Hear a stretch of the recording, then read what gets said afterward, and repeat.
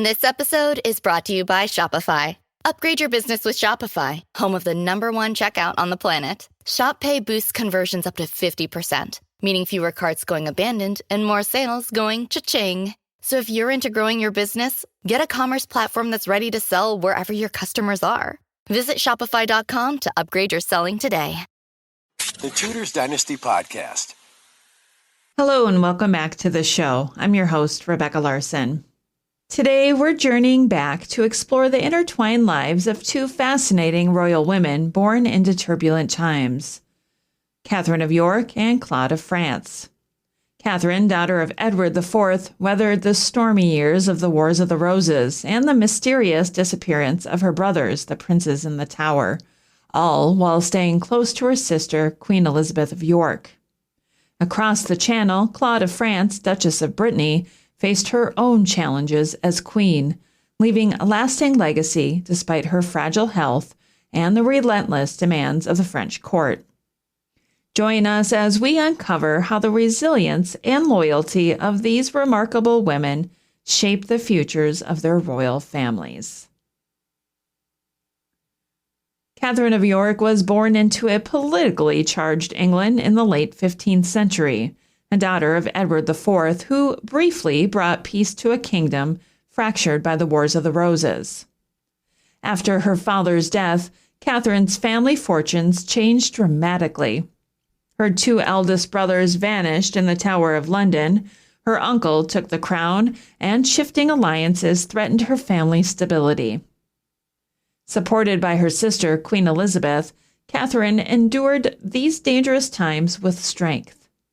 She secured a future for herself with her marriage to William Courtenay, with whom she had children carrying their own, albeit perilous, claim to the throne. Catherine, born in 1479 as the 9th child of Edward IV and Elizabeth Woodville, grew up witnessing the final throes of the Wars of the Roses. Her grandfather, Richard, Duke of York, had long contested the crown, and her father's rise ended the bitter feud, albeit temporarily. The marriage arranged between young Catherine and Juan of Aragon, Prince of Asturias, was cut short when her father died, plunging her family into political uncertainty. After the disappearance of her brothers, Richard, Duke of Gloucester, took the throne, but his reign ended in 1485 at Bosworth, allowing Henry Tudor to become Henry VII, and restore the crown's stability by marrying Catherine's sister, Elizabeth. After her sister's marriage, Catherine was betrothed to James Stuart of Scotland. But when this arrangement fell through, she married William Courtenay, Earl of Devon. Together they had 3 children, whose claims to the throne were a mixed blessing, bringing them both prestige and danger. William was briefly imprisoned, but with Henry VIII's ascension, Catherine's family was restored to their titles. However, following William's death in 1511, Catherine vowed to remain single and withdrew from court life, maintaining close ties to the Tudor family as godmother to Mary I until her own passing in 1527. Now let's turn to Claude of France, born in 1499 to King Louis XII and Anne of Brittany. Claude inherited a complex legacy. Her mother, Duchess of Brittany, fought hard to keep the duchy out of foreign hands. Though initially promised to Charles of Austria, Claude was instead betrothed to her cousin, Francis, later Francis I of France. After her mother's death in 1514, Claude found herself both queen and duchess. Despite her frail health, she bore 7 children, ensuring the continuation of the Valois line.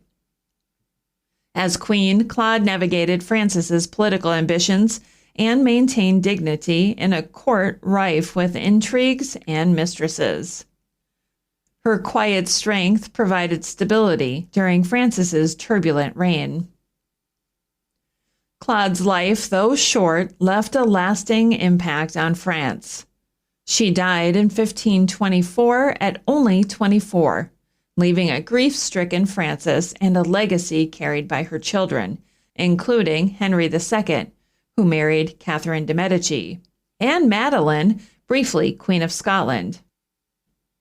Through her daughters and sons, Claude's lineage connected with other European thrones, shaping the political landscape of the continent. Both Catherine and Claude faced extraordinary circumstances and responded with resilience. Each left behind a legacy that resonated through the halls of power long after their passing. Thank you so much for joining me for another Sunday episode of the show.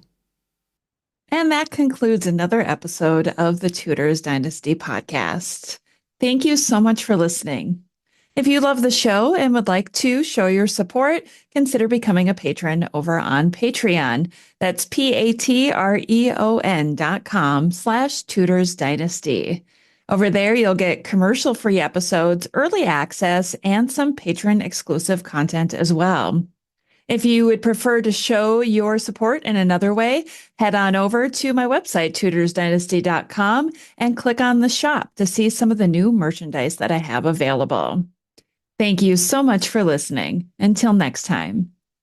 The Tudors Dynasty Podcast.